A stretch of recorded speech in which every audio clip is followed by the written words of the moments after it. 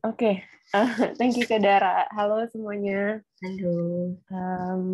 Salam kenal. Kayaknya this is the first time aku muncul di sini sharing sama kalian. But anyways, sebenarnya sama kelompok dua sih seringnya Kak Dara ya kita Ya, sama kelompok kita, tapi di meeting room ini. Aku boleh share screen kah? Oke, bisa nggak? bisa. Udah ya? Oke, aku izin share screen ya teman-teman. By the way, salam kenal. Aku Samantha. Aku di Climate Reality Project barengan sama Kadara, sama Iren, sama yang lain-lain. Terus selain sama Climate Reality Project, aku juga ngerjain Marine Buddies sama juga sedikit Earth Tower gitu. Nah, tapi hari ini aku akan cerita sedikit tentang Marine Buddies. Jadi ini sebetulnya langsung ke Marine Buddies. Jadi aku tuh sebetulnya baru bisa dibilang baru ya join ke kayak environmental communities gitu. Nah, jadi di 2019 aku sama Iren kita hadir di acara Marine Buddies Indonesia. Kita ikut acara Youth Summer Camp gitu di Bali. Nah, di situ kegiatannya ada banyak. Di situ kita dapat banyak pelatihan, terus materi gitu, terus kenal sama orang-orang baru gitulah. Nah, tapi di situ menurutku kayak turning point kayak aku mulai join beneran nih di environmental communities gitu. Sebelumnya cuma kayak sebatas tahu aja, tapi dari Youth Summer Camp ini aku kayak mulai involved gitu. Nah, sorry, ini but anyways, ini Youth Summer Camp di 2019, terus gak lama setelah kita balik Youth Summer Camp, bukan pendiri, jadi kakak-kakak koordinator Marine Buddies yang kota-kota lain itu kayak kita kan keep in touch gitu ya. Aku kenalan sama beberapa seniornya, kakak-kakak seniornya, terus mereka kayak mulai yaudah Sam coba aja di Tangerang. Akhirnya aku sama teman-teman aku ini bertiga, ini ada Iza juga Climate Reality Project. Kita trainingnya di Global Training barengan di 2020, Ya, di tahun ya 2020 ya Kak. ya 2020. 2020 aku virtual global training duluan, terus di batch selanjutnya ada Iza gitu. Nah, terus Iren baru join Climate Reality tahun 2021 gitu. Nah, 2001 apa 2022 ya.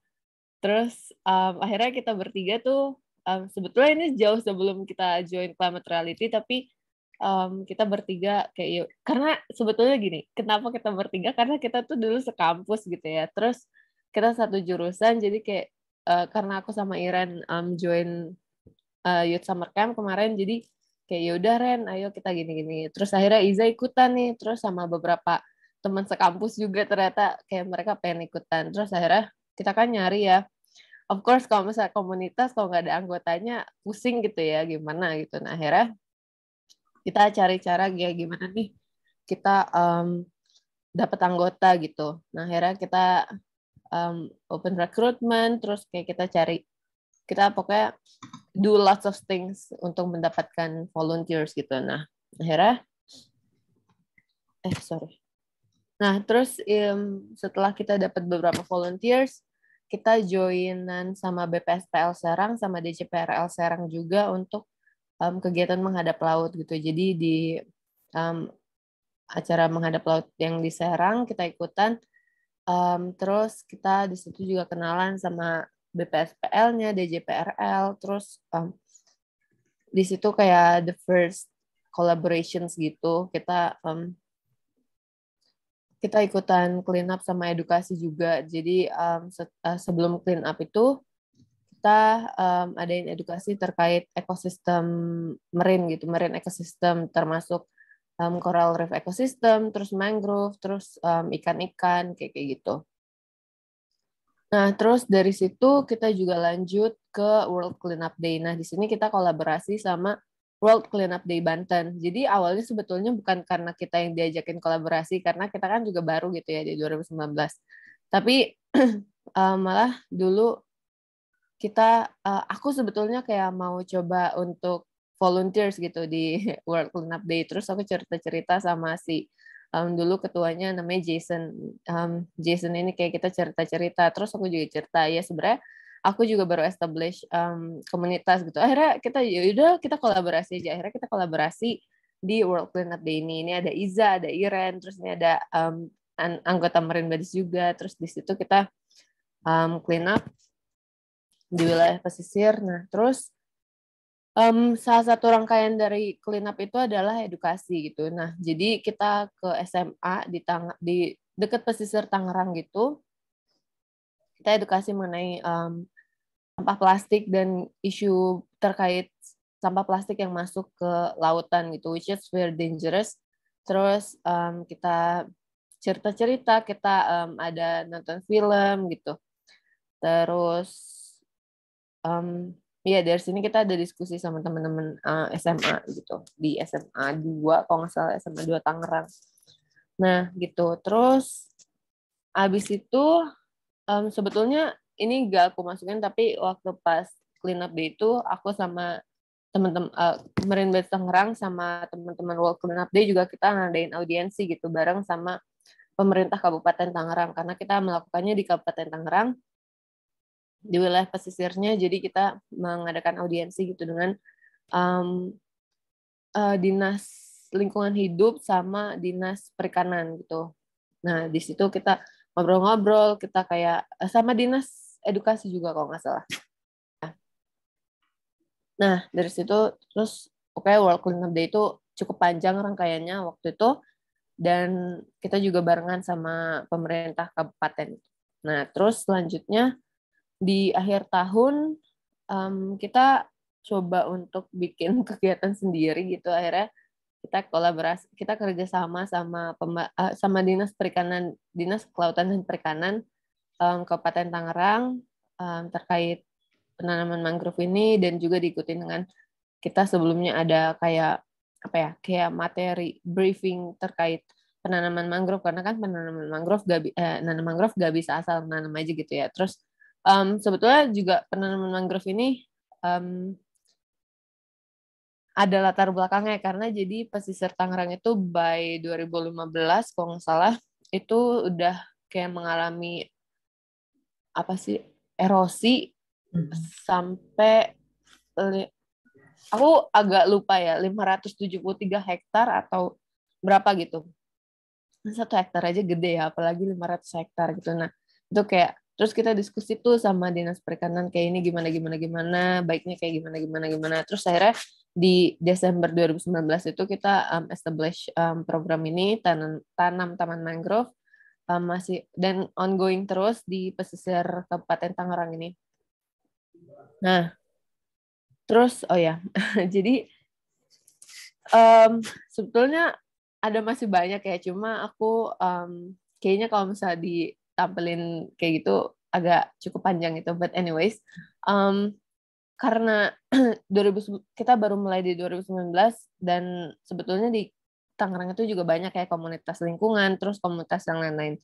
Nah, menurutku kayak itu satu challenge juga untuk kita yang kayak kita baru mulai gitu di 2019 dan kita nggak kenal siapa-siapa gitu. Nah, dan karena rasa, jadi aku, Iza, sama Iren ini kayak kita tuh emang seneng jalan-jalan ya. Jadi kayak kita suka juga kayak ikutan ini itu. Dan akhirnya kita ketemu sama banyak orang, di situ kayak kita mulai coba kayak ya udah yuk kita mulai kayak gimana gimana gimana. Akhirnya kita kenal sama dinas, terus kita juga sering audiensi sama Pak Bupati gitu. Dan beruntungnya Pak Bupati Kabupaten Tangerang itu sangat pintar dan dia sangat conscious terhadap lingkungan. Jadi ketika kita ngobrolin mengenai masalah ini, he's very welcome gitu. Kayak jadi dia kayak ya udah gini gini gini. Pokoknya kita diskusi banyak.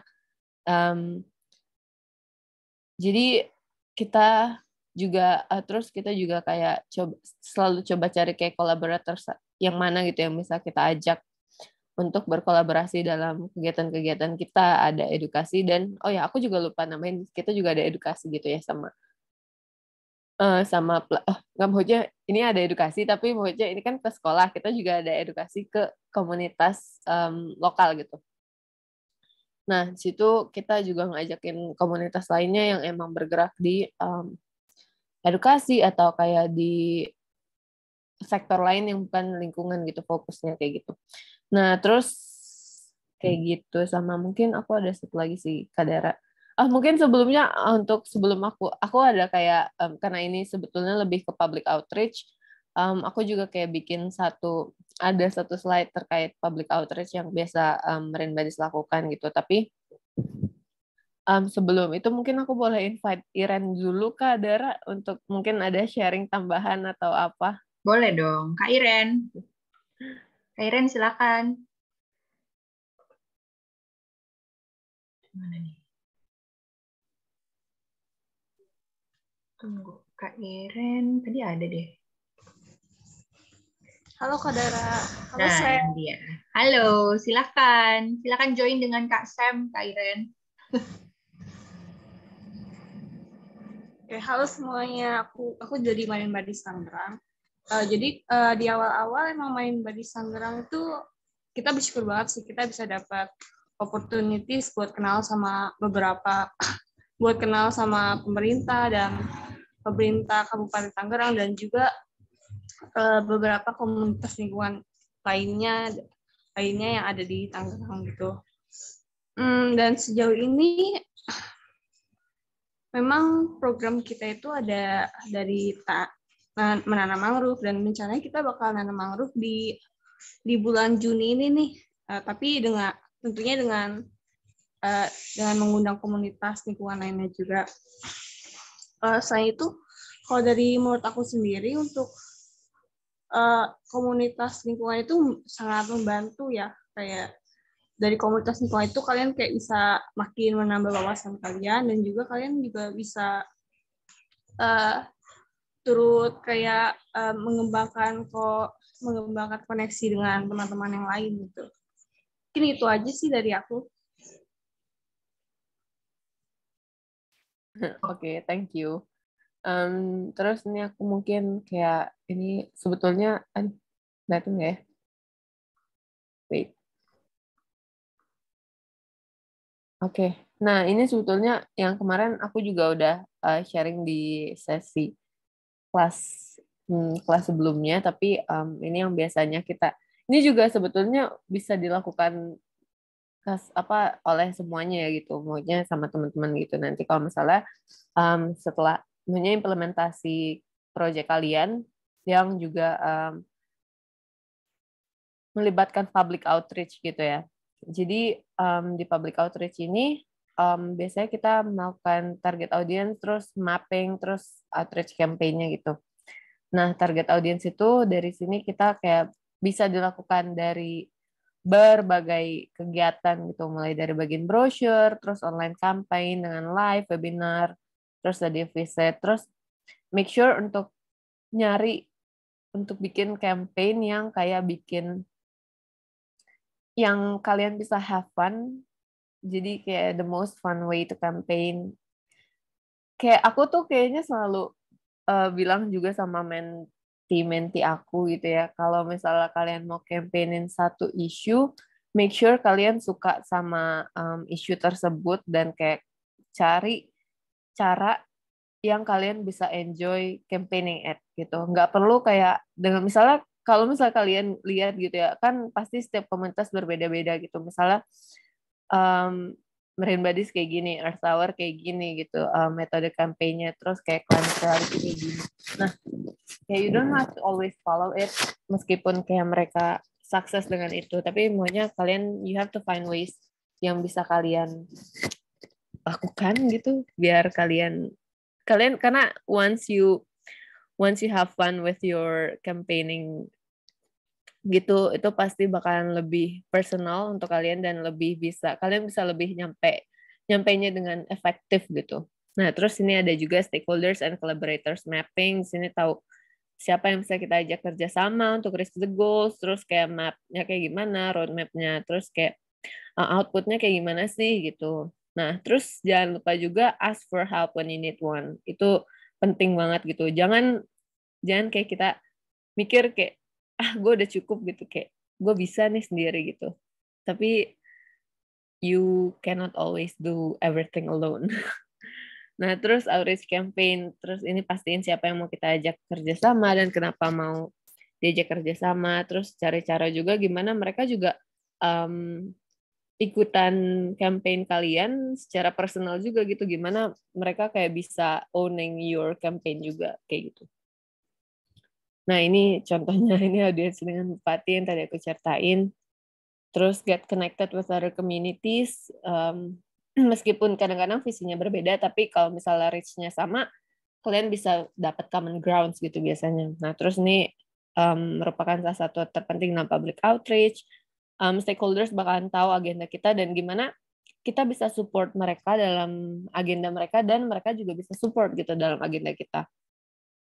Terus reaching out to other communities means reaching out to their public audience as well. Karena balik lagi karena punya visi yang berbeda dan fokus yang berbeda, niche audiensnya juga berbeda gitu. Nah, dengan kolaborasi itu kita bisa dapat dua, misalnya kita ngajak satu komunitas lain untuk kolaborasi, artinya kita udah punya dua kelompok audiens gitu yang udah kita guide kayak gitu.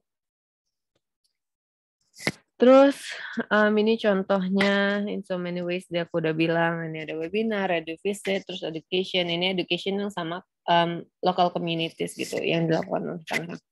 Nah, kayak gitu. Terus sama yang paling penting adalah monitoring and evaluation. Gitu, gimana kegiatannya, kayak did everyone have fun? Terus apakah dengan kegiatan yang kita lakukan, goals kita tuh udah tercapai atau belum? Apa aja yang udah tercapai, apa aja yang belum? Nah, terus apa sih yang harus kita improve gitu? Apa yang sudah baik, apa yang belum baik, apa yang kurang baik gitu. Terus gimana kita bisa meningkatkan lagi nih impact dari campaign yang kita lakukan. Terus apakah inklusif kegiatannya? Kayak apakah kita melibatkan semua orang yang terlibat dan terdampak dari isu yang kita bawa gitu. Nah, terus apalagi yang bakalan kita lakukan? Udah sih presentasi dari aku, Kak Dara. Begitu saja. Aku over lagi ke Kak Dara. Thank you. Oke, terima kasih Kak Sam. Gimana teman-teman? Menarik banget loh sebetulnya ya. Apalagi kembali lagi sebelum kita lanjutkan gitu ya.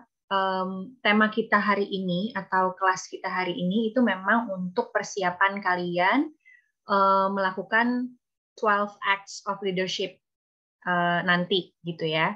Jadi kemarin itu aku jelaskan sedikit lagi ya. Kemarin itu kan sudah diumumkan beberapa kelompok, tepatnya ada 4 kelompok yang sudah lolos untuk melakukan atau melaksanakan proyeknya gitu ya. Nah, Kak Sam di sini, Kak Iren, dan Kak Wahyu nanti ini akan menjelaskan dan berbagi pengalaman sih sebetulnya. Apa aksi-aksi apa saja sih sebenarnya yang diperlukan, bisa dilakukan, kemudian persiapannya tuh perlu seperti apa sih gitu. Kayak tadi kan Kak Samantha udah jelaskan ya bahwa kalian juga perlu menentukan topik. Yang pertama adalah topiknya, tadi kata Kak Samantha harus yang disukai dulu, betul Kak? Karena kalau kamu menyukai topik itu, pasti kita juga akan punya energi lebih untuk melakukan atau melaksanakan si prosesnya. Karena dalam prosesnya pasti nggak cuma hal yang menyenangkan aja kan. Kayak tadi Kak Sam bilang ada audiensi dengan Bupati. Itu juga aku hats off ya buat teman-teman Marine Buddies karena cukup sulit apalagi untuk mendekati pemerintah gitu ya. Pemerintah daerah, pemerintah pusat gitu itu sebenarnya cukup sulit. Nah, tadi Kak Sam sudah menjelaskan apa-apa aja yang perlu disiapkan gitu ya dan dilakukan untuk mendekati stakeholder tersebut gitu. Nah, ini mungkin bisa jadi bahan bekal juga teman-teman yang lain gitu ya untuk melakukan proyeknya nanti. Nah, sebenarnya kita akan ada tanya jawab Kak Sam dan Kak Iren, tapi sebelum itu mungkin kita lanjut dulu ke Kak Wahyu, nanti tanya jawabnya sekalian ya setelah presentasi dari Kak Wahyu. Oke, Kak Wahyu sudah siap? Tunggu deh. Kalau ini minta tolong di share ya. Gue ya. Kak Wahyu. Halo, halo, halo. Ya, oke. Sebentar ya, Kak. Boleh. Yes, tolong di-share screen. Coba di-share screen dulu. Bisa dibuka kan ya? Ya, nih. Aku coba ya. Ini aku agak lama sih.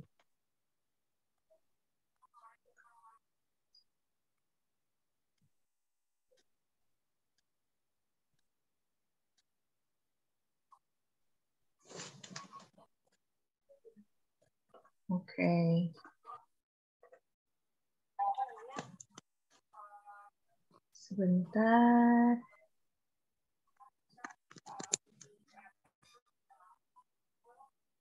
Oke. Ini aku share screen ya.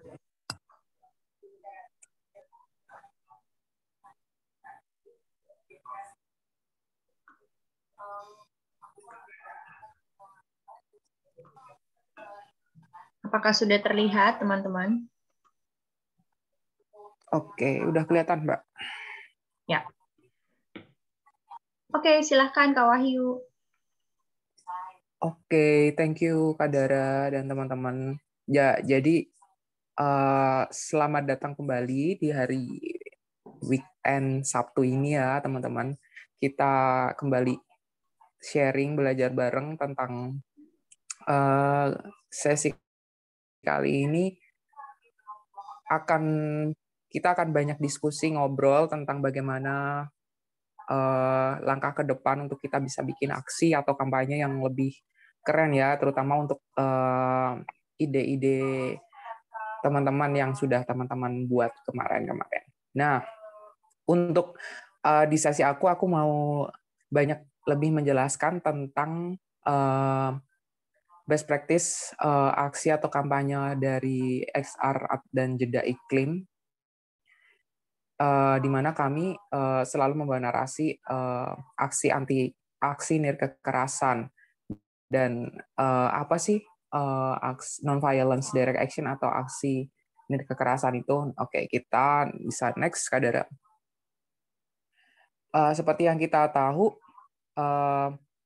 kita selama ini selalu berkampanye dan aksi itu tidak banyak meniru atau melakukan aksi-aksi yang sifatnya itu pakai kekerasan gitu ya, yang mungkin pernah dilakukan oleh beberapa oknum gitu ya. Kita mau membawa kampanye dan aksi kita itu untuk lebih damai dan lebih menarik simpatisan orang-orang banyak gitu. Contohnya adalah aksi-aksi diam, teatrikal dan lain-lain. Nah, istilah nirkekerasan ini kita pakai gitu ya, kita adopsi dari Barat memang ya. Kita mau adanya aksi ini dan kampanye ini itu tidak bisa menjadi sebuah cara kami berkonfrontasi, setidaknya kita bisa tadi ya menarik simpati orang lain, bisa menargetkan apa yang kita mau kampanyekan itu lebih efektif gitu. Dan karena kita nirkekerasan, pastinya harusnya ya target-target kita yang kita mau target seperti pemerintah itu bisa melihat lebih lagi apa yang kita lakukan dalam aksi-aksi kita gitu. Oke, next Kak Dara. Banyak istilah ya yang melatar belakangi definisi dari aksi nirkekerasan ya, ada non-violence, aktif non-violence atau non-violent action, non-violent direct action dan lain-lain. Yang jelas adalah aksi nirkekerasan ini biasanya kami lakukan berdasarkan kebutuhan dan kesadaran dari masyarakat itu sendiri atau akar rumput atau komunitas yang kita usung atau suarakan gitu. Oleh karenanya biasanya teman-teman juga bisa menyebutnya sebagai people power movement, civil resistance gitu kan.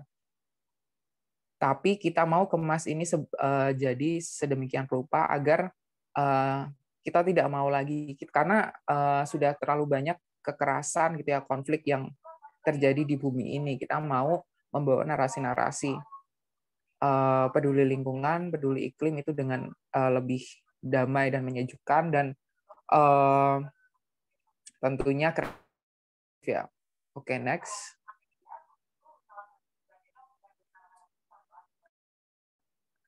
Nah, ini perbedaan ya. Jadi apa sih bedanya aksi tanpa kekerasan?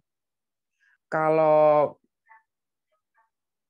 kenapa kita lebih memilih atau mendorong istilah nirkekerasan daripada tanpa kekerasan? Karena kalau istilah tanpa kekerasan itu lebih ke aksi-aksi yang pasif dan tidak diikuti dengan aksi-aksi lanjutan yang sifatnya itu call to action gitu ya, organize people, mengorganisasi atau istilahnya mengumpulkan orang-orang untuk bisa jadi satu suara dengan kita, bisa simpati dengan kita. Nah, kalau nirkekerasan ini sifatnya lebih ke kita kampanye-kampanye dengan cara yang menarik simpati gitu ya, tidak pasif, tapi kita tidak mengedepankan konflik, tidak mengedepankan kekerasan gitu, sesama horizontal, sesama masyarakat maupun dengan aparat. Kalaupun misal akhirnya dalam aksi atau kampanye kita itu direpresi oleh aparat ataupun pemerintah, berarti ada yang salah dalam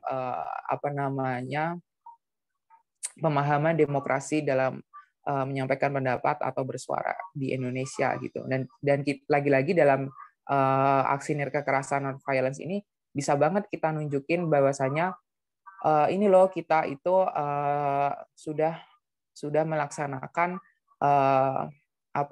amanat undang-undang gitu ya, terkait kebebasan berbicara, kebebasan berekspresi, kebebasan pers dan lain-lain, bahwasanya negara harus melindungi itu gitu. Lagi-lagi dengan cara-cara yang damai dan tentunya tidak menimbulkan konflik. Oke, next. Cara kerja kita bagaimana sih gitu ya? Kenapa kita tuh suka banget nyentil-nyentil negara, pemerintah gitu ya, dengan poster-poster yang dark post, terus dengan kostum-kostum dan properti di aksi jalanan tuh yang sepertinya tuh nyentrik dan kayak nyindir banget gitu ya, sarkas dan lain-lain. Oke, next.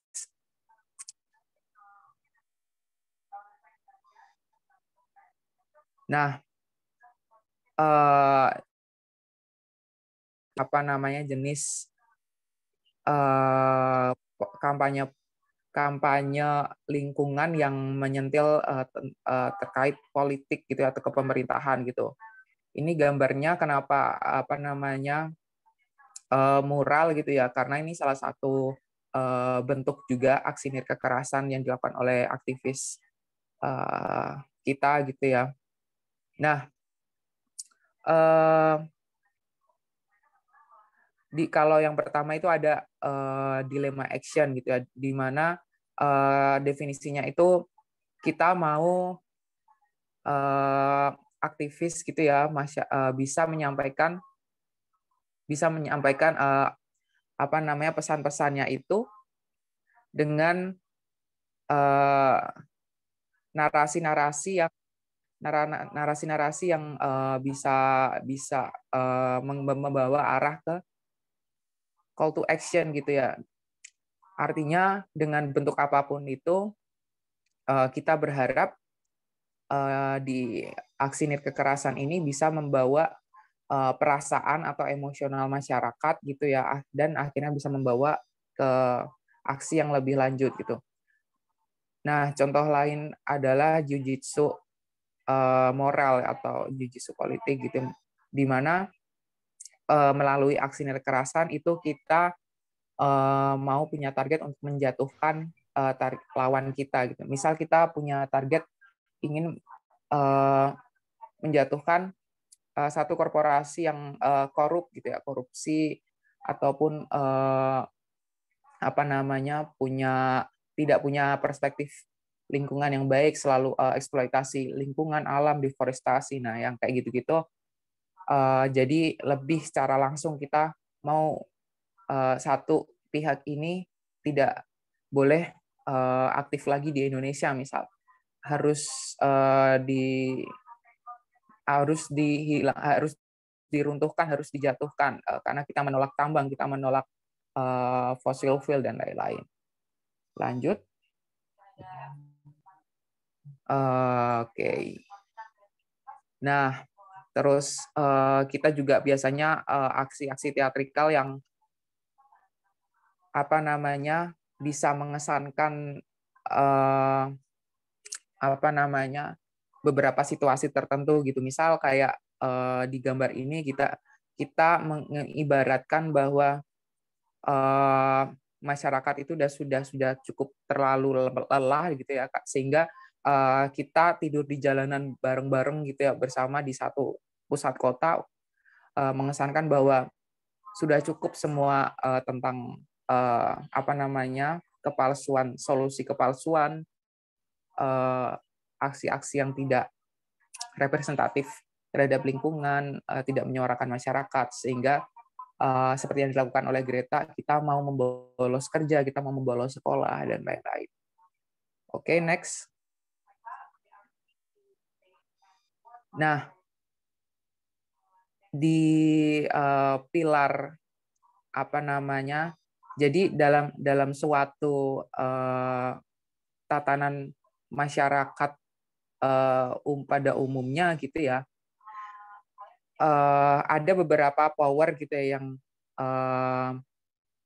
selama ini sebenarnya kita selalu ada di antara keenamnya gitu ya. Ada local community, birokrasi, educational system, organized religion, media, dan yang satu adalah bisnis gitu, atau korporasi komersil gitu. Nah, kekuatan-kekuatan pilar masyarakat ini kita di XR itu memanfaatkan salah satu pilar, yaitu local community gitu, di mana melalui local community, yaitu masyarakat adat, masyarakat kelas menengah ke bawah, mahasiswa, masyarakat miskin kota, masyarakat terdampak perubahan iklim, dan lain-lain, itu harapannya bisa bersatu gitu ya, bisa bersatu, terus bisa menciptakan satu tatanan yang lebih oke lagi ya gitu ya, yang berdasarkan kebutuhan dan prinsip-prinsip keadilan lingkungan gitu ya. Gambar yang di bawah ini misal mencontohkan bahwasanya kita hidup itu setara gitu ya, semuanya hidup berdampingan, tidak hierarkis gitu ya, sehingga dari pemimpin maupun masyarakatnya itu saling berdampingan, hidup mengelilingi satu sama lain gitu. Itu yang kita mau narasikan sebenarnya oleh XR melalui aksi-aksi dan kampanye kita. Next. Nah, ya ini hanya tulisan aja yang intinya dalam pilar local community itu kita pastinya memanfaatkan dukungan-dukungan dari setiap pilar yang lain gitu. Kita ingin mendorong, mendesak pemerintah negara untuk bisa lebih green politics, green economics, green policy gitu kan. caranya gimana gitu kan, kalau kita hanya memanfaatkan satu pilar lokal community. Nah, teman-teman dalam aksi teman-teman juga bisa sebagai target untuk mencapai target tersebut, teman-teman bisa join, bisa apa namanya, ajak gabung gitu ya dari sektor bisnis yang sekarang sudah banyak beralih ke sustainable business, sustainable economic community misal. Terus teman-teman bisa ajak edukator-edukator yang punya perspektif lingkungan yang sekarang lebih progresif, lebih baik, ataupun masyarakat-masyarakat pekerja, atau bahkan dari sesama pemerintah, ajak misal kepala daerah gitu ya, dari komunitas kabupaten temu kabupaten Lestari gitu ya, yang isinya leader-leader daerah yang sudah lebih progresif gitu ya terkait lingkungan. Nah, teman-teman bisa memanfaatkan banyak pilar yang tadi sudah aku contohkan gitu ya dari keenam. Next. Lalu ya tujuan-tujuan kita melalui aksi nirti kekerasan ini adalah antara keempat mekanisme ini, yaitu yang pertama konversi, persuasi, koersi, dan disintegrasi. Kita mau merubah melalui aksi ini kita mau merubah satu tatanan sosial, tatanan lingkungan yang lebih baik, yaitu konversi. Lalu persuasi, kita mau mengajak lebih banyak lagi orang, masyarakat, mahasiswa, apapun itu, untuk bisa ikut dalam kegiatan aksi kami, ikut dalam barisan gerakan kami gitu ya, untuk mencapai lingkungan yang lebih sehat. Koersi, kita mau ya lagi-lagi memainkan emosional gitu ya, dengan cara meyakinkan, dengan cara mempermainkan apa namanya, satu situasi tertentu, tujuannya untuk bisa menarik perhatian, simpati, seperti itulah. Dan yang terakhir, disintegrasi, kita mau memutus atau bahkan merobohkan sistem-sistem politik atau kebijakan lingkungan yang tidak ramah lingkungan, tidak ramah terhadap perubahan iklim dan lain-lain. Next. Ya, elemen kuncinya ada beberapa, yaitu kekompakan pastinya ya, dan lalu yang kedua perencanaan. Nah, yang ketiga disiplin gitu ya. Tentunya ini yang menurut aku juga yang paling harus jadi perhatian teman-teman, bahwasanya setiap aksi maupun kampanye apapun itu gitu ya, teman-teman harus konsisten, komitmen dengan nilai-nilai yang teman-teman bawa gitu ya. Kalau ada teman-teman mau kampanye tentang ekosistem laut gitu ya, kayak Marine Buddies gitu ya, ya teman-teman harus niru tuh kekonsistenannya Marine Buddies gitu ya dalam berkampanye gitu. Mereka terus-terusan gitu ya cekokin publik gitu ya, masyarakat di media sosial maupun secara langsung dengan edukasi terkait ekosistem laut, terkait terumbu karang dan lain-lain gitu ya. Dan ya itu yang terakhir ini ada alasan ya kenapa sebenarnya masyarakat kita itu masih suka terpenjara gitu ya, kurang bisa aktif bergerak gitu ya. Nah, inilah 10 alasan yang teman-teman bisa terus jadikan diskursus gimana ya caranya bisa mendobrak tantangan-tantangan yang ada di masyarakat ini agar mereka itu lebih peduli, lebih simpatis terhadap isu, mau join gerakan kita dan lain-lain. Ya, salah satunya adalah beberapa adalah kayak misal kebiasaan mereka gitu ya, misal yang udah buang sampah sembarangan, kebiasaan buruk-buruk lainnya gitu ya, terus apatis, merasa bahwa ini bukan isu mereka, ini jauh dengan mereka. Nah, ini beberapa tantangan yang bisa teman-teman jadikan poin diskursus di internal. Gitu. Oke, next.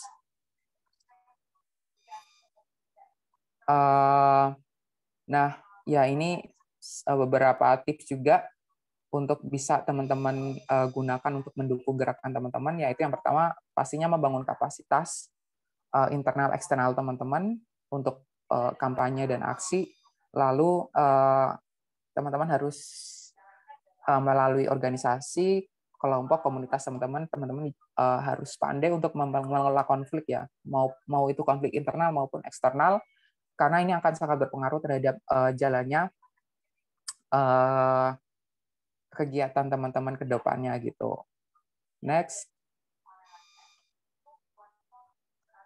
Nah, ini poin yang cukup penting gitu ya. Apakah aksi nir kekerasan gitu ya yang kita lakukan selama ini bersama masyarakat itu efektif gitu ya? Terbukti bahwa selama 100 tahun lebih gitu ya, aksi-aksi nir kekerasan yang sudah kita lakukan selama ini tuh cukup efektif dan bisa bahkan bisa meruntuhkan rezim gitu ya, sampai kan misal kayak yang pada abad awal revolusi industri gitu ya, kawan-kawan perempuan buruh garmen gitu ya, di satu film dokumenter gitu ya, kalau teman-teman pernah menonton gitu ya, mereka bisa sampai mengubah sistem politik yang tadinya tidak pernah ada pemilih perempuan gitu ya dalam perpolitikan, karena mereka terus kampanye aksi gitu ya yang mereka lakukan gitu ya bersama teman-teman perempuan buruh garmen lainnya. Akhirnya di Inggris gitu ya sampai bisa terbentuk perubahan sistem politik perempuan yang baru gitu. Akhirnya perempuan bisa memilih dalam pemilu, perempuan bisa menjadi delegasi dalam satu agenda politik di Inggris gitu. Dan contoh-contoh aksi lainnya gitu ya. Terus 2 kali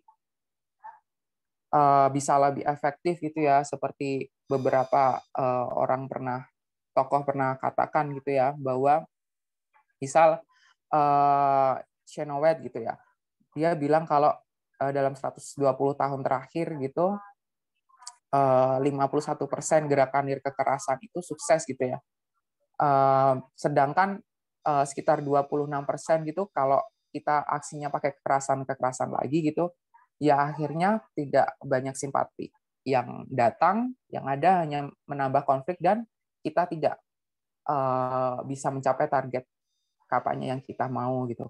Dan nir kekerasan ini tuh hanya butuh 3,5% dari penduduk kita saja gitu. Artinya kalau penduduk kita berapa? 300 juta Indonesia gitu ya. 3,5%-nya itu tidak nyampe 300.000 ya. Ya, sekitar 1 jutaan gitu ya. Sekitar 1 jutaan penduduk kalau mau ikut gerakan teman-teman gitu ya, ikut gerakan kita gitu ya untuk melawan perubahan iklim, melawan kerusakan ekosistem lingkungan gitu. Itu udah work banget buat kita bisa jalan lebih keren lagi, lebih oke, bahkan bisa mengubah sistem perpolitikan, kebijakan, policy daerah maupun di pusat. Gitu. Ini poin-poin penting yang teman-teman pertimbangkan kenapa kita perlu gerakan nir kekerasan ini lebih dimasifkan. Oke, next. Ya ini metodenya, teman-teman bisa mempelajari lebih terkait kita bisa pakai dengan metode protes dan persuasi, non kooperasi, artinya semua orang bisa jadi leader, semua orang bisa jadi inisiator, tidak perlu harus di organize secara khusus gitu, tapi semua bisa gerak satu demi satu dan kita gerak bareng gitu. Terus intervensi pastinya ya kita mau kegiatan gerakan kampanye kita itu bisa menyasar lebih efektif gitu ya, strategik gitu ya, untuk bisa mengubah satu ekosistem yang tadinya kurang baik buruk itu menjadi lebih bagus, lebih ramah lingkungan, dan lain-lain. Next. Nah, ini contoh-contohnya yang pernah kita lakukan ya. Dengan protes dan aksi yang menarik simpatik, akhirnya setiap tahun terus bertambah mahasiswa, anak muda, terutama ya masyarakat desa, adat gitu, dari berbagai elemen yang join ke gerakan kita, karena kita mengedepankan kekerasan dan kita persuasif gitu, kita mau menyuarakan situasi dari masyarakat secara langsung. Artinya kita mewakili, kita berusaha emosional mereka terhadap ketimpangan, ketidakadilan lingkungan, dan lain-lain. Next. Nah, ini contoh-contohnya ya yang bisa teman-teman baca gitu. Nanti aku share juga bukunya ya. Ada bukunya ini bentuk presentasinya yang aku buat. Teman-teman nanti aku share bukunya. Next. Nah, ini bentuk-bentuk non kooperasi kayak yang dilakukan Greta ya. Ya udah turun, kalau resah dengan keadaan lingkungan kita gitu ya. Ya udah gas aja, mau turun ke jalan silakan, langsung aja turun ke jalan gitu ya. Bikin campaign, langsung aja bikin campaign gitu, nggak usah tunggu-tungguan. Mau mogok sekolah, mau mogok kerja untuk bisa lebih tersampaikan kampanyenya, ya silahkan gitu. Nah, pastinya dengan konsekuensi-konsekuensi yang teman-teman perlu pertimbangkan gitu ya. Tapi intinya gerakan-gerakan seperti ini harus lebih masif dilakukan gitu ya. Nggak usah tunggu-tungguan, semua bisa bergerak organik gitu ya. Itulah tujuan dari non kooperasi ini. Terus next. Nah, ini juga contoh-contoh yang lain. Lanjut aja, Kak. Contoh-contoh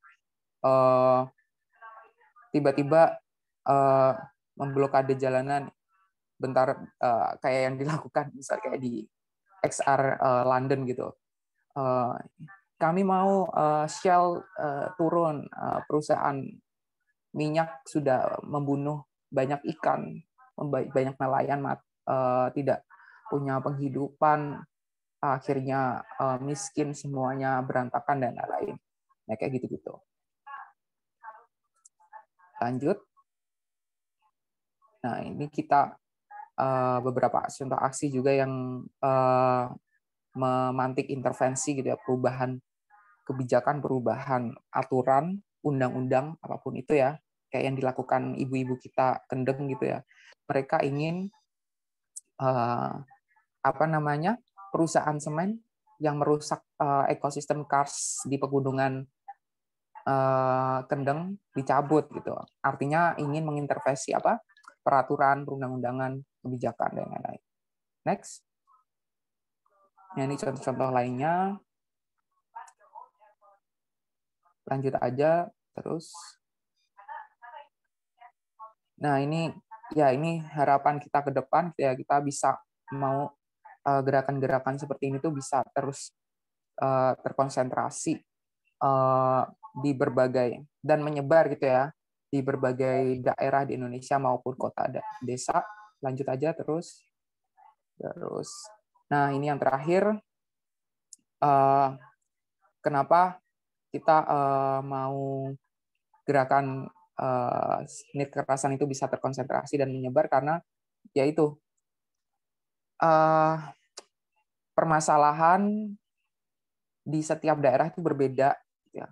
Walaupun tujuannya sama, kita sama-sama punya permasalahan terhadap lingkungan, sama-sama punya masalah terhadap kebijakan politik yang tidak berperspektif lingkungan, merusak alam dan lain-lain. Makanya kenapa kita mendorong individu-individu, kelompok, komunitas apapun itu untuk bisa secara naluriah mereka sadar mau turun ke jalan gitu ya. Bahkan tidak hanya mereka sendiri gitu yang turun ke jalan, tapi kita mengharap juga mereka bisa mengajak lebih banyak lagi agar suara kita lebih didengar, kita bisa sampai merubah segala hal yang tadinya buruk menjadi hal yang lebih baik untuk masyarakat kita. Thank you, itu aja mungkin yang bisa aku sampaikan. Semoga bermanfaat.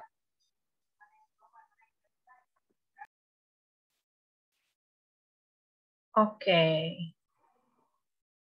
Baik, oke. Mantap Kak Wahyu. Terima kasih banyak Kak Wahyu. Mentor dari kelompok. Berapa Kak Wahyu? 7 ya? Kalau nggak salah. Oke.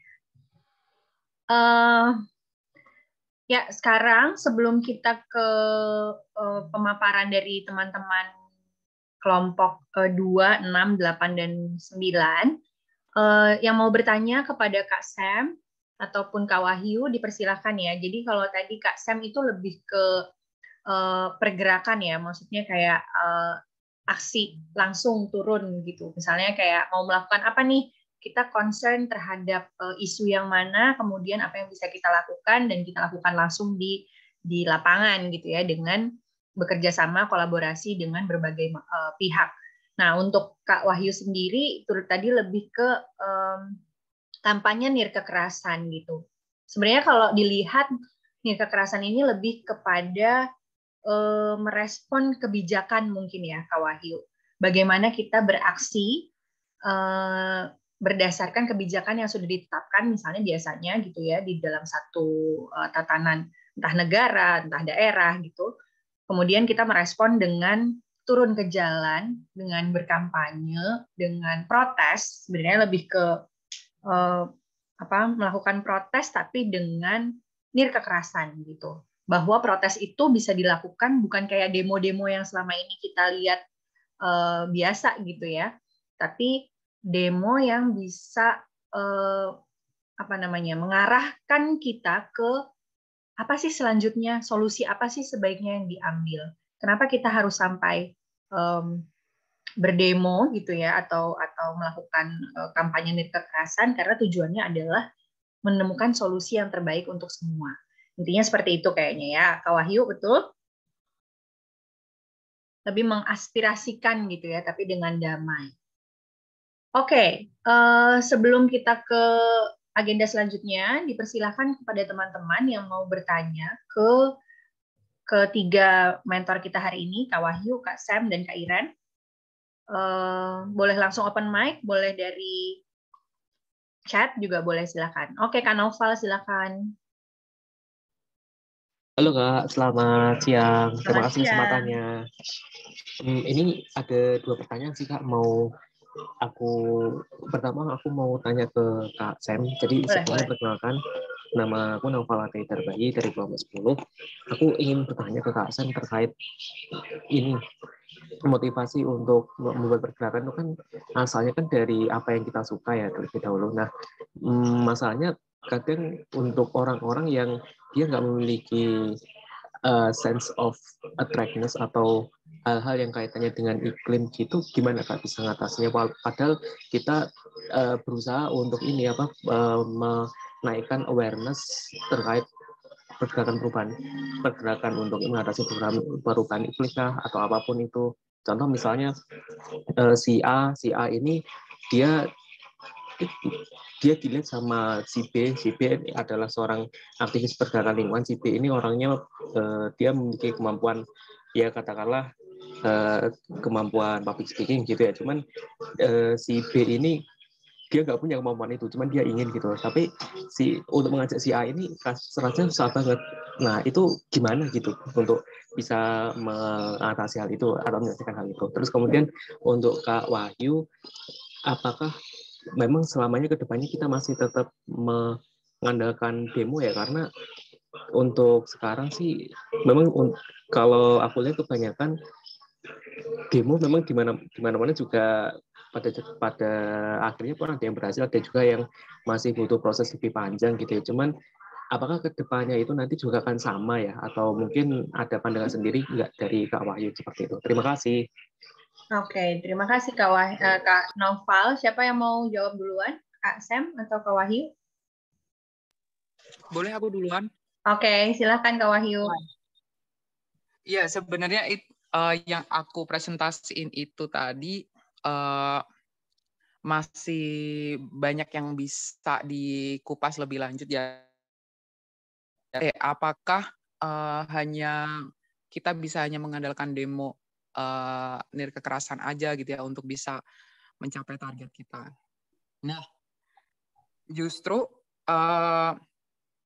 yang sebenarnya yang kita lakukan itu selain itu banyak gitu ya, kayak misalnya yang terbaru gitu, kita bikin petisi bareng teman-teman jaringan lingkungan dan perubahan iklim untuk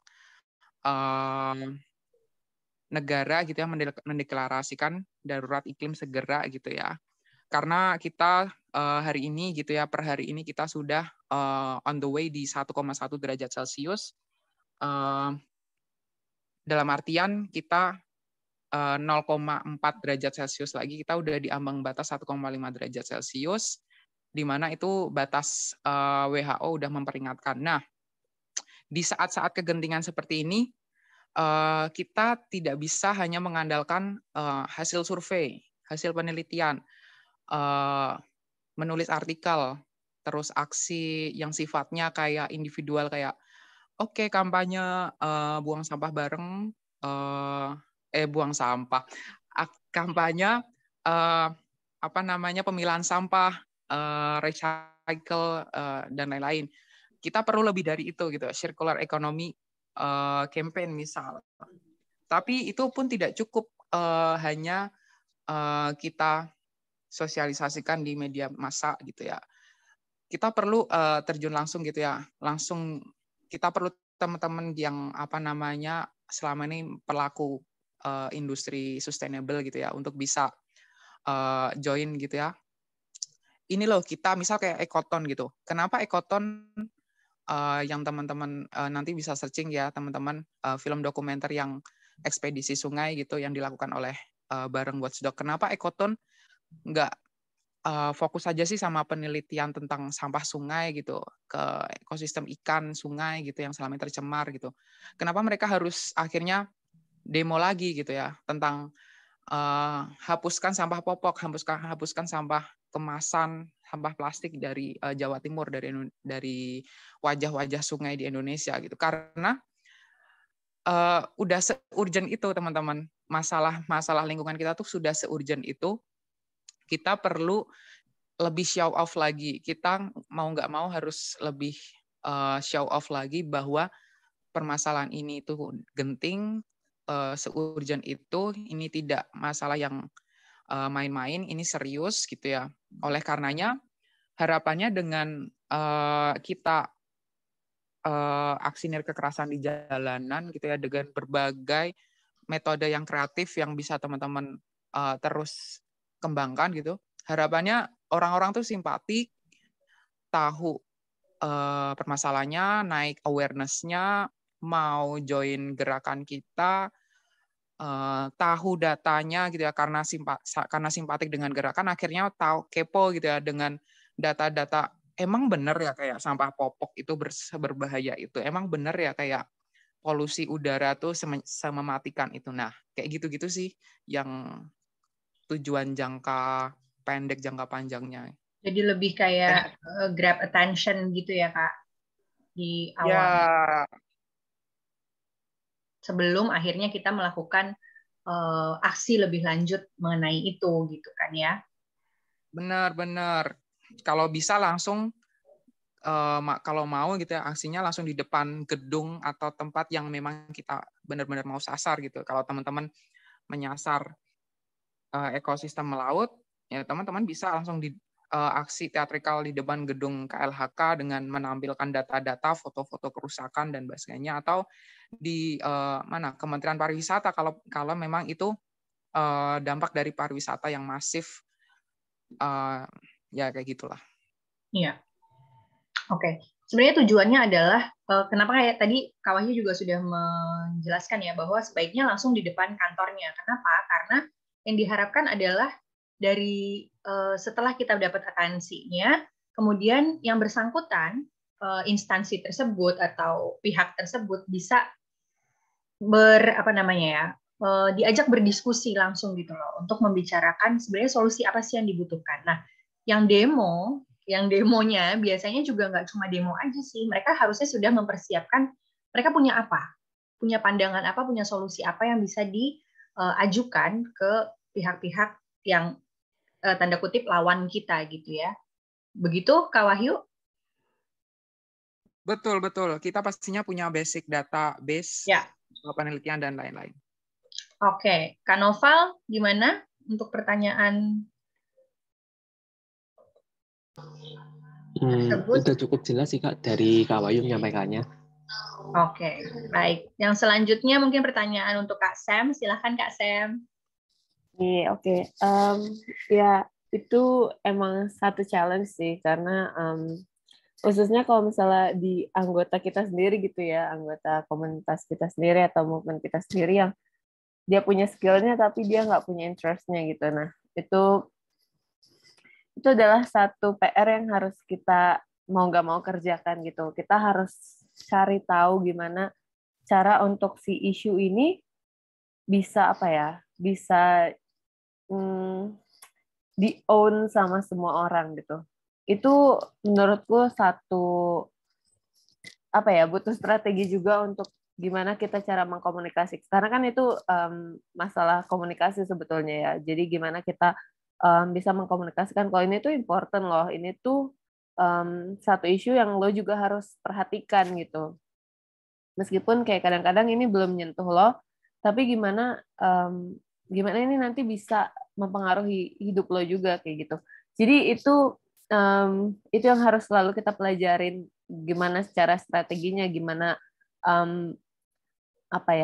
kayak bikin satu isu lebih personal itu emang butuh skill juga dari kitanya untuk ngasih tahu kayak gitu sih kurang lebih. Jadi dan untuk nyampein ke orang-orang, karena orang-orang juga berbeda gitu ya, cara mereka menerima informasi juga pasti berbeda gitu, dan itu yang harus kita mainin terus, kita manuver terus gitu. Gimana nih gue mau nyampein, misalnya aku nyampein ke Kak Dara, kayak Kak Dara ini tuh masalahnya ini loh, ini kayak gini tahu nggak sih. Nah kan kita juga harus ngelihat nih Kak Dara tuh orangnya kayak gimana gitu.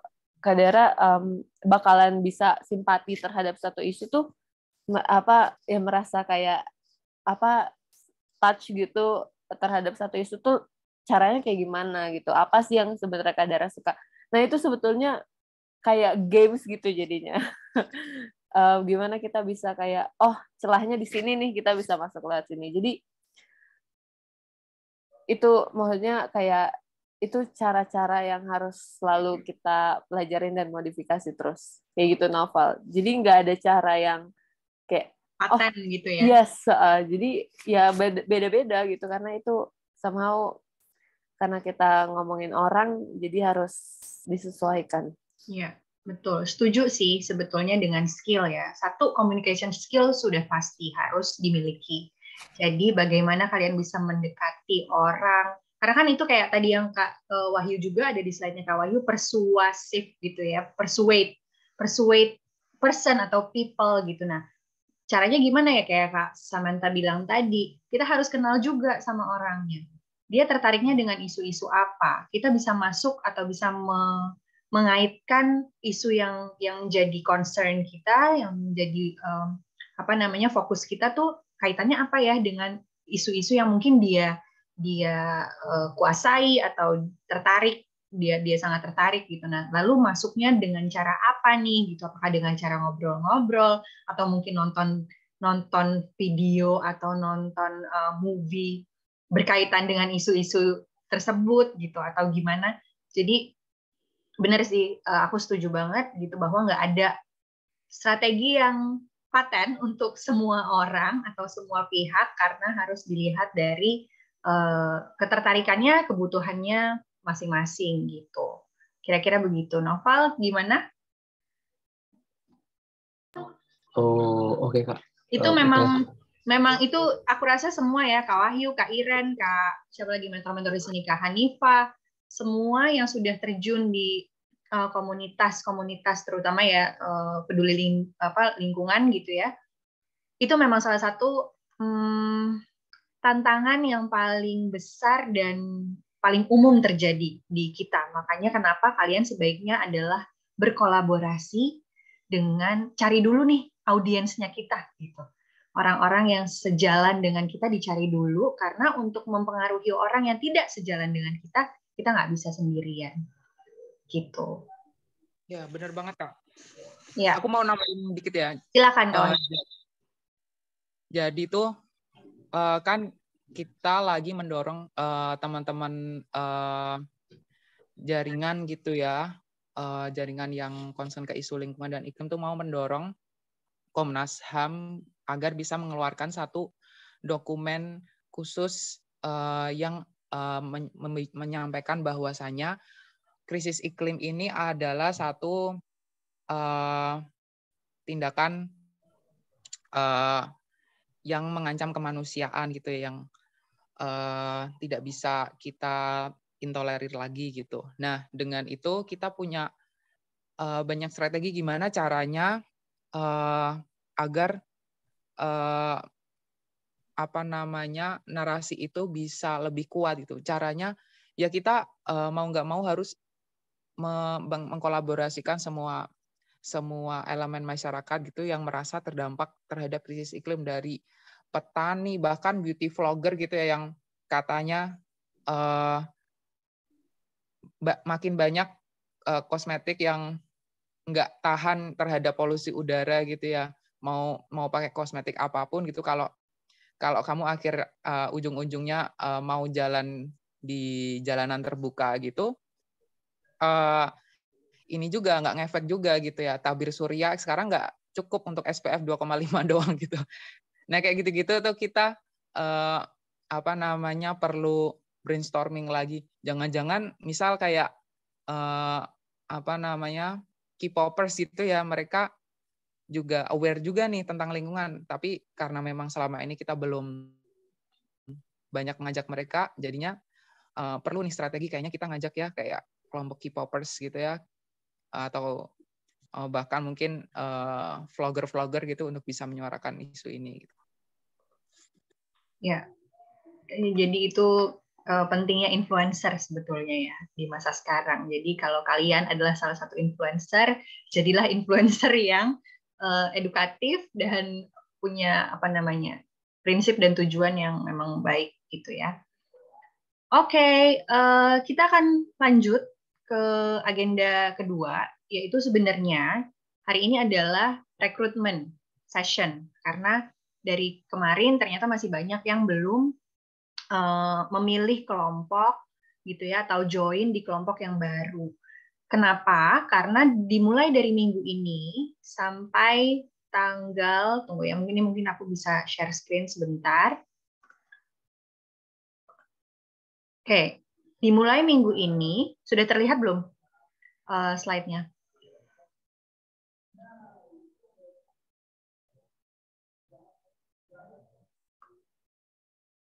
Belum ya? Sudah terlihatkah teman-teman? Sudah, Mbak. Oke. Ya, jadi kemarin itu kan kita sudah nih di tanggal 14 Mei keputusan untuk siapa yang lolos di Gate 2, yaitu ada 4 kelompok, kelompok 2, kelompok 6, kelompok 8, dan kelompok 9. Nah, Gate 3 itu sebenarnya hari ini harusnya ada project progress report ke-1, tapi melihat keadaan bahwa banyak teman-teman yang belum join, ya teman-teman dari kelompok yang belum lolos di Gate 2 ini, belum join ke kelompok yang tadi saya sebutkan, kelompok baru, sehingga untuk nanti sesi jam 1 ya, harusnya tuh jam 1, ini ditiadakan dulu. Gitu ya. Jadi sekarang kita mau kembali proses rekrutmen lagi. Jadi teman-teman yang lolos dari kelompok 2, 6, 8, dan 9, sekarang dipersilahkan untuk presentasi seperti waktu itu, waktu di presentasi sebelumnya, cuma mungkin nggak harus sekomprehensif itu ya. Maksudnya sebenarnya tujuannya adalah kalian menggaet teman-teman untuk bisa join di kelompok kalian. Begitu. Ya, jadi ini untuk agenda yang G3 ini kita tiadakan hari ini, kita ganti di minggu depan. Oke. Jadi sekarang mungkin dari kelompok 2, 6, 8, dan 9 yang mau promosi gitu ya ke teman-teman supaya teman-temannya tertarik untuk ikut di kelompok kalian, silahkan memaparkan proyeknya atau rencana proyek yang akan dilakukan ke depannya. Tanggal 25 Juni itu, Juni ya Kak Sam ya, bener ya? Tanggal 25 Juni itu setahu aku terakhir presentasi akhir. Jadi setelah kalian melakukan aksi atau project. Jadi sebelum tanggal 25, pastikan kalian sudah melaksanakan project-nya. Begitu. Oke. Mungkin siapa yang mau mulai duluan? Dari kelompok 2, perwakilannya siapakah? Nggak harus pakai, kalau nggak pakai slide juga nggak apa-apa. Mungkin oral aja gitu, menjelaskan kira-kira idenya apa, kemudian aksinya yang akan dilakukan apa. Gitu. Dan kalian butuh bantuan untuk apanya gitu. Misalnya orang-orangnya untuk akan ditaruh di spot-spot. Misalnya jadi apa, ketua, atau jadi apa misalnya yang berhubungan dengan stakeholder dan lain-lain. Gitu. Silakan. Dari kelompok 2, Mbak. Ya, silakan Kak Mafira. Izin share screen ya, Mbak. Boleh. Udah bisa kan ya? Belum, Mbak. Oh, tunggu sebentar. Oh, udah kok, udah aku ini. Belum bisa ya share screen-nya? Belum, Mbak. Oh, kenapa kah? Ini aku udah sih, one participant can share at a time.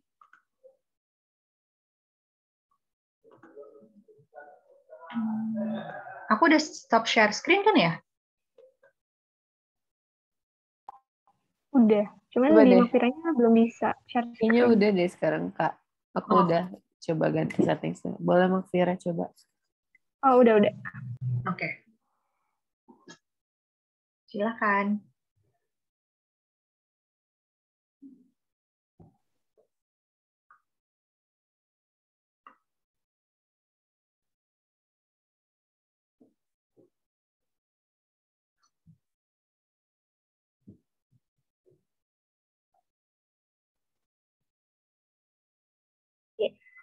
Udah kelihatan kan, Mbak? Ya, sudah. Oke, selamat pagi teman-teman semua. Saya dari kelompok 2 ingin memaparkan beberapa hasil ide kami kemarin tentang kampanye laut sehat dan terlindungi.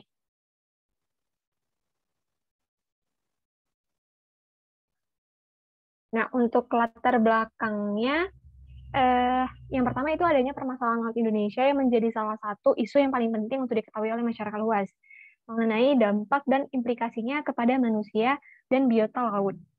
Yang kedua yaitu adanya permasalahan seperti sampah plastik, limbah industri, eksploitasi dan perubahan iklim yang menjadi permasalahan utama untuk kita pecahkan bersama-sama di kelompok 2 ini. Nah, untuk secara spesifiknya bahwa permasalahan di atas tersebut menjadi ancaman bagi biota laut seperti ikan-ikan dan salah satunya adalah penyu. Nah, penyu ini memiliki peran dalam ekosistem laut yang memberikan dampak positif terhadap ekosistem terumbu karang dan padang lamun. Maka untuk solusi dan acts of leadership yang akan kami lakukan yaitu tentang konten edukasi melalui Instagram. Nah, campaign ini meliputi pencemaran plastik, pencemaran limbah, eksploitasi biota laut, peran ekosistem laut, peran penyu menjaga keseimbangan ekosistem. Nah, untuk profile tim dari kami sendiri yaitu social media manager ada saya sendiri, Mafira, content writer Sonia, Atira, dan Rozak, serta untuk desain ada Rani dan Safitri. Nah, untuk teman-teman nih yang tertarik sama permasalahan dan kegiatan-kegiatan dari kelompok 2 ini, kamu boleh bergabung jika tertarik dengan isu pencemaran dan eksploitasi ekosistem laut. Yang kedua yaitu memiliki kesungguhan untuk menyelesaikan proyek secara bersama. Yang ketiga memiliki rasa kepedulian yang tinggi dan mudah dihubungin. Yang keempat yaitu memiliki tanggung jawab dan teamwork yang baik serta kreatif dan memiliki semangat yang tinggi. Nah, itu aja mungkin kriteria yang ingin kami butuhkan buat teman-teman bisa join di kami. Jadi jangan lupa join. Thank you. Oke, thank you kelompok 2. Ya, itu penting banget ya, bisa dihubungi. Karena untuk kerjasamanya nanti susah kalau nggak bisa dihubungi. Terima kasih Mafira dan kelompok 2. Next, kelompok 6. Atau mau kelompok 8 dan 9 boleh, siapa aja yang mau duluan. Kelompok 6 ada Kak Trisna Juliati, kelompok 8 ada Kak Pani, kelompok 9 ada Kak Izani. Atau mungkin perwakilan yang lain juga boleh.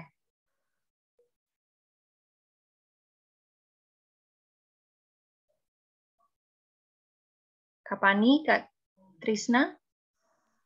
Boleh dari kelompok 6 mungkin. Oke, silakan kelompok 6. Kayaknya dibantukan. Oke, Kak Hanifah ya.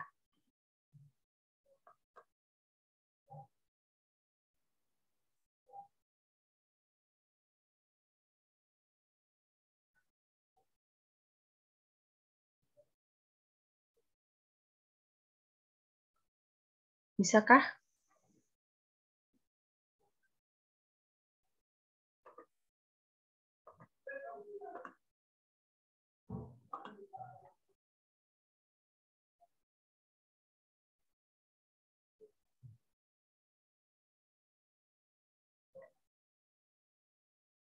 Kak Hanifah?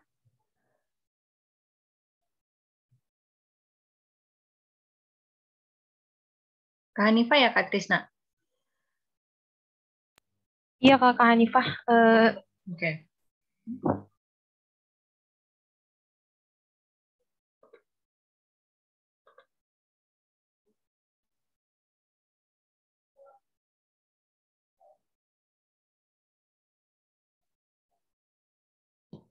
Nah, sudah muncul dari kata Tazkia. Terima kasih bantuannya. Dimulai saja ya. Salam, selamat siang semuanya. Perkenalkan, nama saya Trisna Juliati dari kelompok 6. Nah, kelompok kami akan memaparkan ide terkait dengan Let's Talk Eco-Anxiety, dampak perubahan iklim, perspektif psikologi. Nah, hal ini berdasarkan peninjauan terhadap masyarakat Indonesia di wilayah pesisir. Boleh next? Nah, ini kami ada 6 member ya formasinya. Ada Kak Isti, Kak Salman, Kak Tazkia, saya sendiri, dan Kak Hanifah, Kak Yasmin, kemudian Kak Hanifah sebagai mentor. Lanjut. Mengenai fakta masalah atau latar belakangnya ini, jelas perubahan iklim merupakan isu global yang disebabkan oleh meningkatnya beberapa gas gitu. Dan ini merupakan hasil penggunaan daripada energi bahan bakar fosil dan deforestasi, sehingga terjadi prediksi peningkatan rata-rata permukaan laut antara 9-88 cm dengan peningkatan suhu bumi antara 1,4 hingga 5,8 derajat Celcius pada tahun 1990 sampai dengan 2100.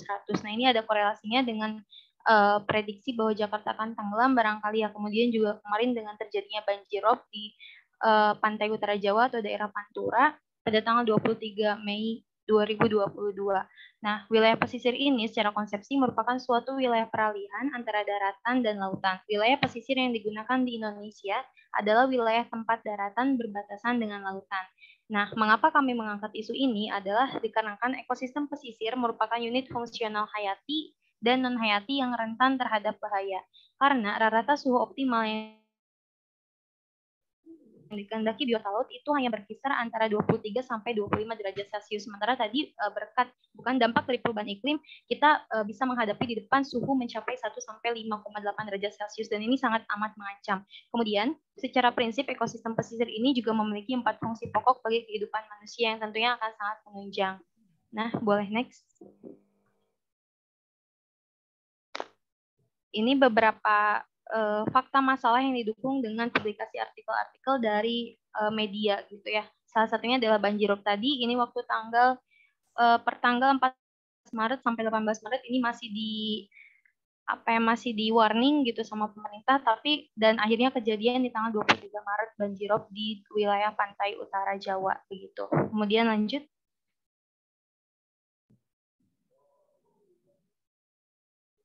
Nah, dampak perubahan iklim di wilayah pesisir ini menyentuh 3 aspek. Pertama adalah dari dampak fisik, misalnya keamblesan atau subsidian tanah, misalnya di daerah Jakarta itu dikenakan pembangunan yang masif sehingga permukaan tanah menurun, tetapi dibarengi juga dengan kenaikan permukaan air laut, sehingga adalah tadi prediksi di tahun 2050 Jakarta tenggelam salah satunya. Tapi juga di daerah Pekalongan dan Semarang itu juga sama diprediksi akan tenggelam. Kemudian kedua adalah dampak ekologis, hilangnya habitat pesisir, ini sudah pasti, kemudian juga berkurangnya lahan yang dapat ditanami. Dan dampak yang ketiga adalah ditinjau dari aspek sosioekonomis, yaitu misalnya terpengaruhnya lingkungan pemukiman, kerusakan sarana dan prasarana, korban manusia dan harta benda bila terjadi gelombang pasang, yang ini bahkan kerugiannya diproyeksikan akan lebih besar, kemudian hilangnya daerah rekreasi, serta peningkatan biaya asuransi dan penanggulangan banjir.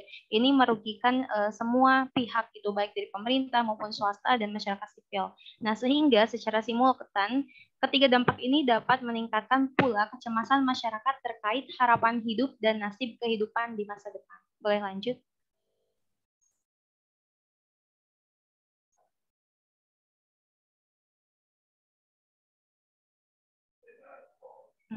Belum berpindah ya slide-nya. Nah, selanjutnya barangkali akan dilanjut oleh Kak Tazkia. Baik, terima kasih Kak Trisna. Selanjutnya saya akan melanjutkan penjelasan yaitu mengenai konsepsi eco-anxiety. Seperti yang sudah disinggung sebelumnya, bahwa dampak-dampak dari perubahan iklim di daerah pesisir itu juga akan meningkatkan kecemasan pada masyarakat di daerah pesisir, di mana ini disebut sebagai eco-anxiety, yaitu salah satu jenis fobia yang ditemukan pada sejumlah orang yang mendalam terkait perubahan iklim. Gejalanya apa? Untuk eco-anxiety ini, yaitu gejalanya mengalami serangan panik dengan pemikiran mengenai pemanasan global yang dapat mengosongkan sumber daya alam di bumi.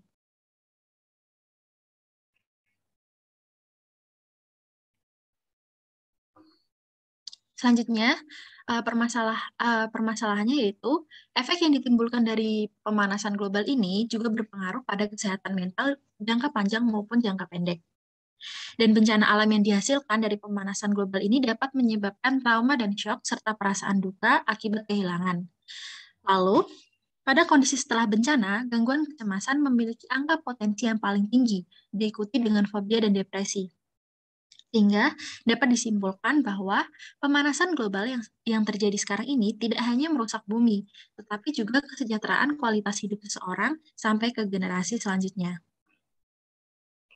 Melalui permasalahan-permasalahan ini, solusi yang dapat kami tawarkan yaitu menyebarkan kesadaran perubahan iklim melalui perspektif psikologis, di mana solusi ini akan menyasar pada para penduduk bumi, akan menyasar pada masyarakat di wilayah pesisir Indonesia yang mengalami gejala-gejala dari eco-anxiety, agar dapat berkontribusi dalam beradaptasi terhadap keadaan yang lebih optimis dalam menjalani hidup.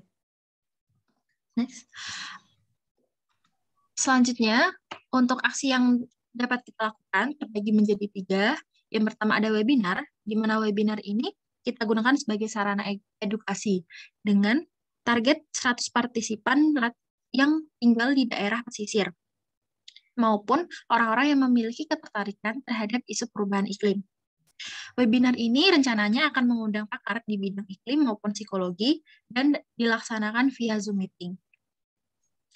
Lalu, untuk outputnya diikuti oleh 50 orang partisipan dengan hasil pretest post-test untuk mengukur peningkatan pemahaman partisipan setelah mengikuti webinar. Lalu yang kedua, ada campaign dan lomba video poster, di mana aksi ini merupakan bentuk aksi nyata implementasi pengetahuan dan kreativitas. Di sini, peserta akan membuat video atau poster kreatif dengan tema dampak nyata perubahan iklim yang dirasakan masyarakat wilayah pesisir. Kelompok video ini mohon dipercepat ya, karena waktunya udah habis nih sebenarnya. Terima kasih, Kak. Ya. Lalu selanjutnya ada lomba artikel. Di sini, peserta akan membuat artikel mengenai eco-anxiety serta cara mengatasinya.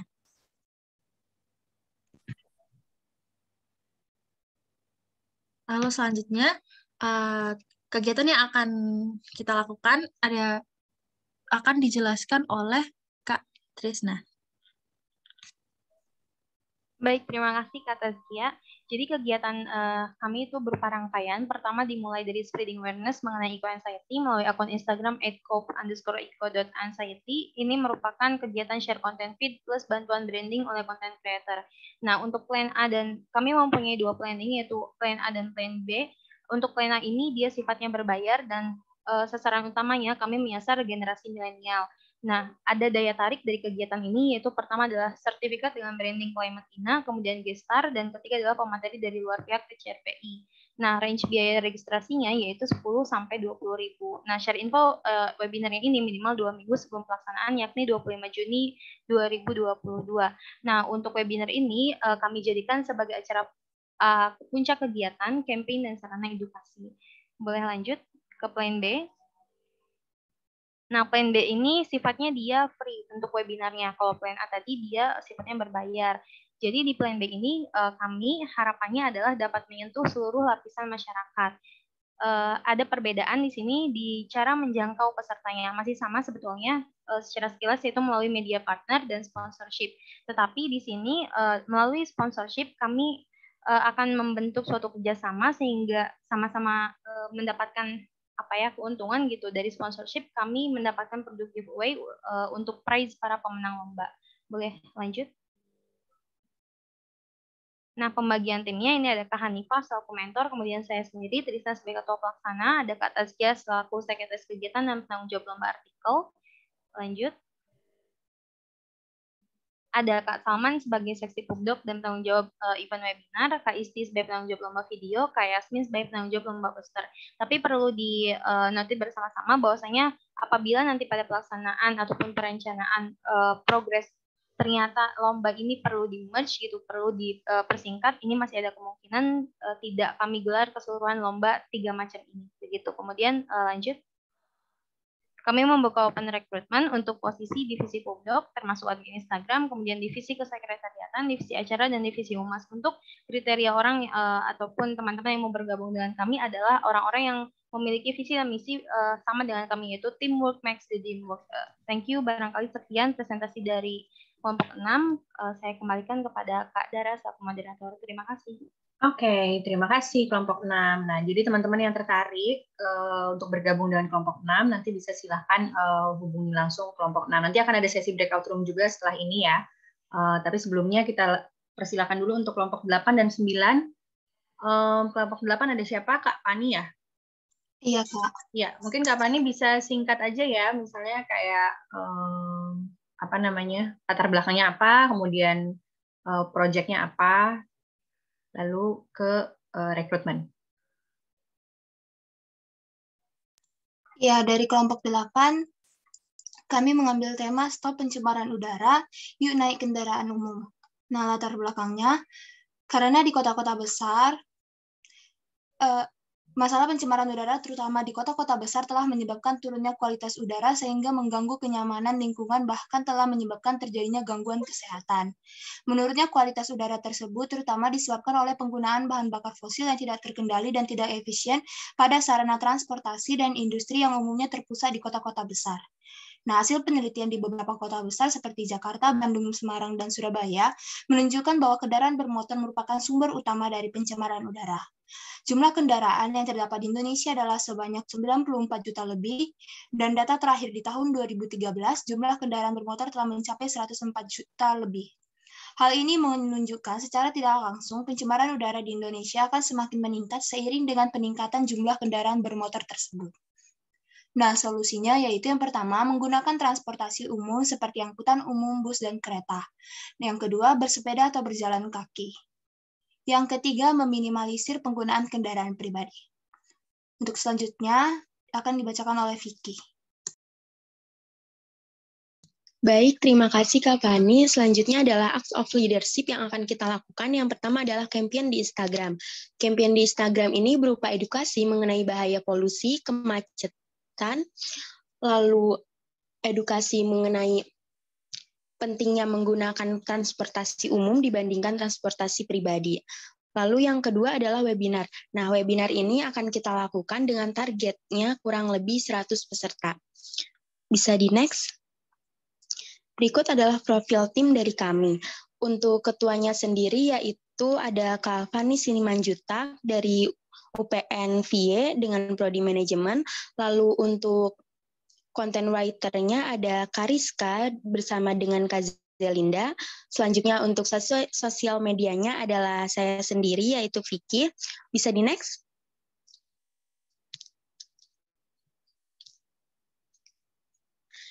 Kemudian untuk brainstorming-nya yaitu ada Kak Said Yaisi Darmawan dari kelompok 4, lalu ada Kak Sekar Wulandari dari kelompok 4, dan terakhir ada Kak Flavia Salsabila dari kelompok 4. Sekian presentasi dari kami. Terima kasih. Oke, kelompok 8, terima kasih. Berarti ini apakah sudah memenuhi kuota kelompoknya atau masih mencari anggota baru? Masih, Kak. Untuk yang editing belum dapat, Kak. Oh, oke. Jadi bagi editor di luar sana, silahkan ya. Oke, yang terakhir kelompok 9. Last but not least, Kak Izani adakah? Atau perwakilan kelompok 9? Kelompok 9. Nggak ada ya kayaknya ya?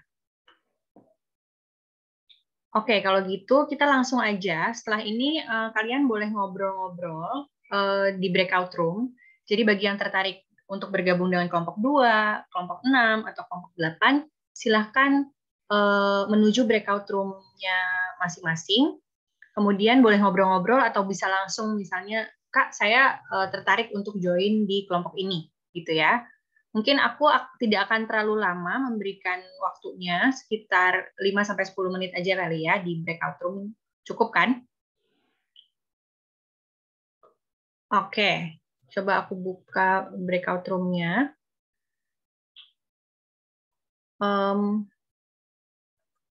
Bagi kelompok 2, silahkan langsung ke breakout room-nya. Kelompok 6, kelompok 8 juga silahkan. Untuk teman-teman yang ingin bergabung, boleh pilih mau ke kelompok mana. Bisa langsung nggak? Bisa ini sendiri nggak? Iya.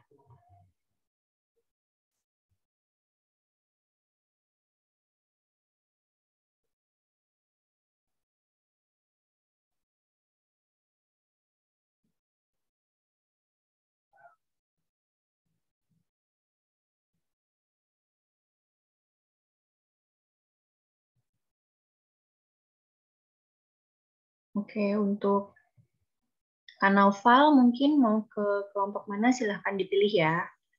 Kak Atira Sebentar nggak, juga. masih ini apa? Masih bingung milihnya. Oh ya, masih mencerna ya. Atau kalau mau Iya. tanya-tanya ke semua kelompok juga boleh loh. Silahkan ke breakout room-nya masing-masing. Oke.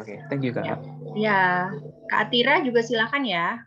Kalau sudah tahu kira-kira mau daftar di mana, boleh langsung ke kelompoknya. Atau kalau masih bingung, seperti Kak Noval, boleh datang ke setiap kelompoknya untuk tanya-tanya.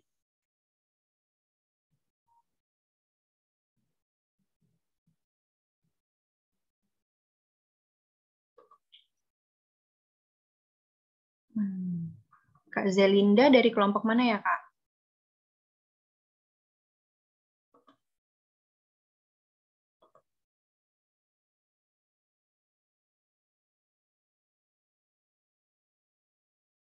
Oke, Kak Flavia sudah bertanya atau mendaftarkan diri kah?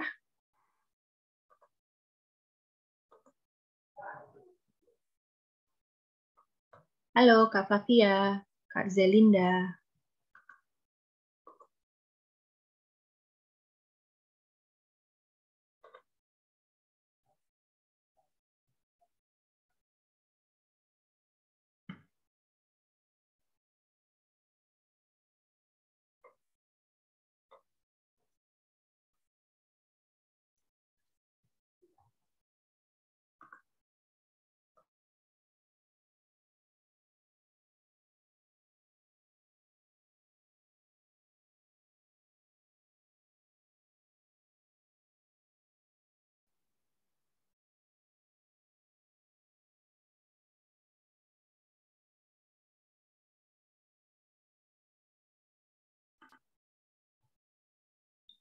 Gimana kelompok 2 udah dapat kelompok baru kah?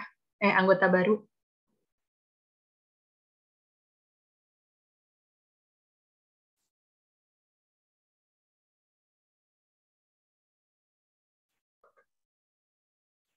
Halo, Kak Rozak gimana Kak Rozak? Kak Rozak sih emang ini ya, bergabung sama kelompok 2 ya? Iya Kak, jadi yang kemarin kelompok 2 sama kelompok 3 akhirnya digabung gitu kan. Iya, oke. Iya. Dan ini ada beberapa teman-teman yang masuk ke kelompok kami. Oke, Dari berarti udah ya. 10, 16, 7 sama Yusuf ini. Gitu Oke. kan. Udah sesuai ini kah? Sudah sesuai yang dibutuhkan kah? Kemungkinan belum tahu juga sih Mbak, karena kan baru mau kenalan dulu nih. Oke. Jadi sesuaiin aja nanti. Ya. Baiklah, silakan ya. Kalau mau ngobrol-ngobrol langsung juga boleh. Oke Mbak. Dari Kak Yusuf sendiri, boleh kenalan nggak? Mungkin ada tambahan dari Kak Azkia. Dari aku nggak ada tambahan sih. Penjelasan dari Trisna udah cukup jelas kok.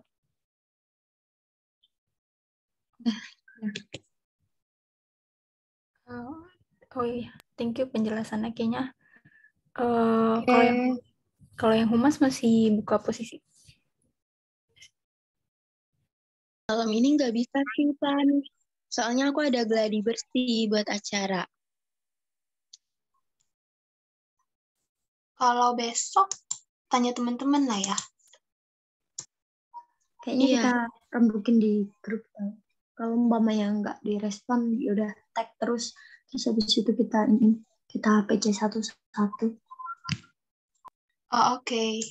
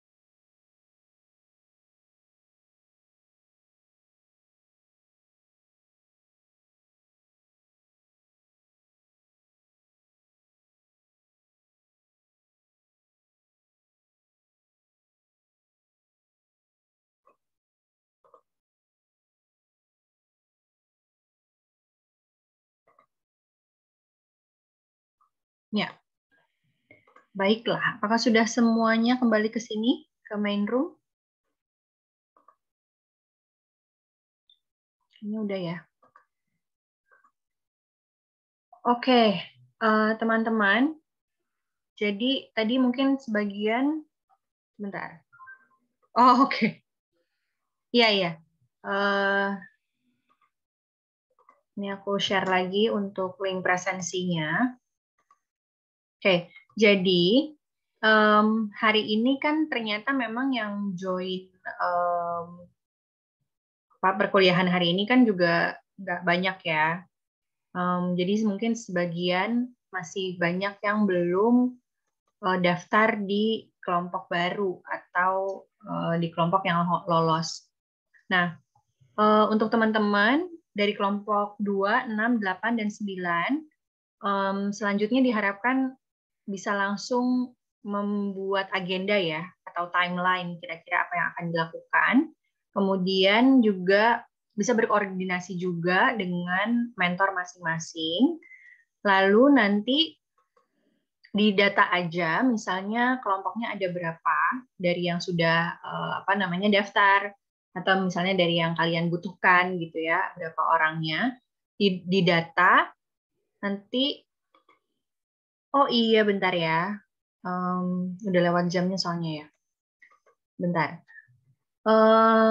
Jadi nanti bisa langsung hubungi atau laporan gitu ya ke mentornya masing-masing, bahwa misalnya kalian sudah cukup atau masih butuh orang lagi untuk buka rekrutmen gitu ya.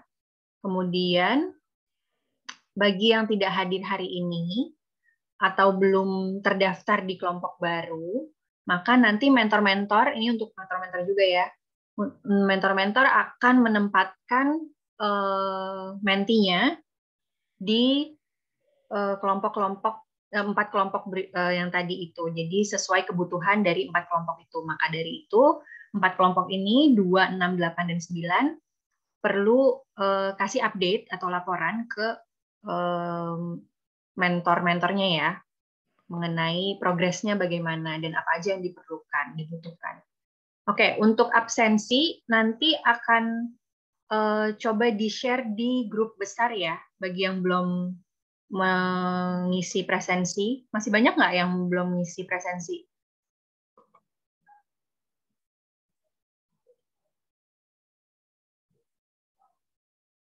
Atau hanya Kak Rozak aja?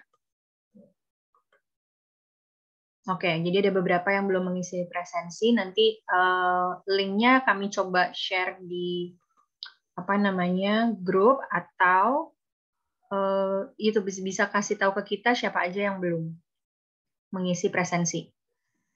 Tadi ada Kak Rozak sama Kak Atira. Ada lagi kah yang belum isi?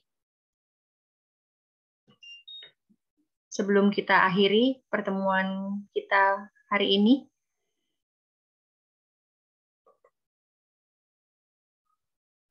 Hanya Kak Rozak dan Kak Atira aja berarti ya. Nanti kita japri ya link presensinya. Oke, kalau begitu sepertinya sekian pertemuan kita di hari Sabtu tanggal 28 Mei ini. Untuk selanjutnya kita akan bertemu lagi minggu depan, tanggal 5. Jadi sekali lagi saya jelaskan bahwa nanti sesi yang jam 1 nggak ada ya, dipindah ke minggu depan. Oke, teman-teman. Gimana Kak Wahyu, Kak Samantha, Kak Iren, Kak Hanifah masih ada nggak nih di sini? Mau foto dulu?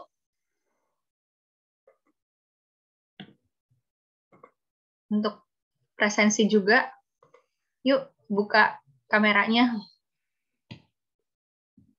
Kita foto dulu kali bentar ya. Cuma satu, jadi cukup sekali aja. Oke. Yuk, silakan teman-teman.